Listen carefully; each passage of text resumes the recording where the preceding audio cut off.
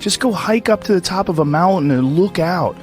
You know, there's a reward that you get from that is intensely, like, soul-filling. There's, like, something about, like, when I was in Colorado, and there was this this area of Boulder where you drive up one of these roads, and there was this area where you could park, and it was this incredible view, man. And these people just park and just go out there and just look. But you get there and you park and you go, fuck. Because you would see, you're literally seeing the Continental Divide. These snow-capped mountains in July. Yeah. In July, it's covered with snow. Because those mountains don't give a fuck. Perspective.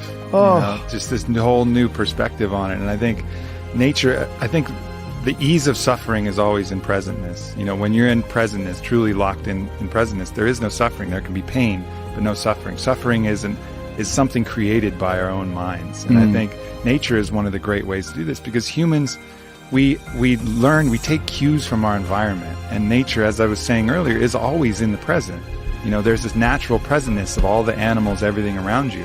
Whereas if you get around a bunch of people watching Housewives and stressed about this and popping pills, you're going to take on that energy too, and you're going to lose your presentness because of your surroundings. So it's like this ultimate regrounding tool where we get back to present moment again. Yeah. You know, and that's such a fucking key element to human happiness. And I think the other key element is having something we're fighting for, you know, having a mission. I think we're all forces, and that force needs to have an effect, needs to have a reason that it's moving in a certain direction. And I think with all of our needs and all of our needs met, you know, where we don't have to hunt for food, we don't have to acquire everything, everything's relatively easy, and it's all about advancement and all this, we've lost a lot of the basic mission, which was the mission to survive and procreate.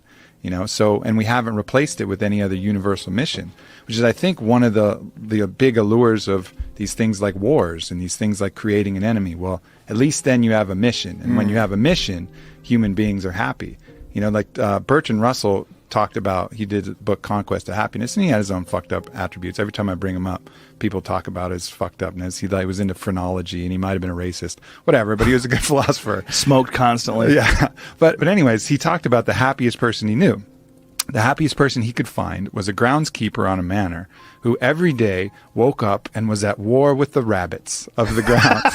He just declared that the rabbits were the fucking enemy, and he would go out with his gun and he would hunt as many as possible, and he'd go morning till night, and he would kill as many rabbits as he could, because it was the rabbits were the ones eating the hedges and the flowers and whatever. So he basically made the rabbits his enemy and struck out every single day to kill as many rabbits as possible. And that dude, according to Bertrand Russell, was happy as fuck. He had a task. He had a task. He had a purpose. You know, he had a mission. My mission is to destroy the rabbits. I used to have a dog like that. Yeah? I had the happiest dog ever. His name was Frank Sinatra. And he was a pit bull that all he lived for was killing lizards.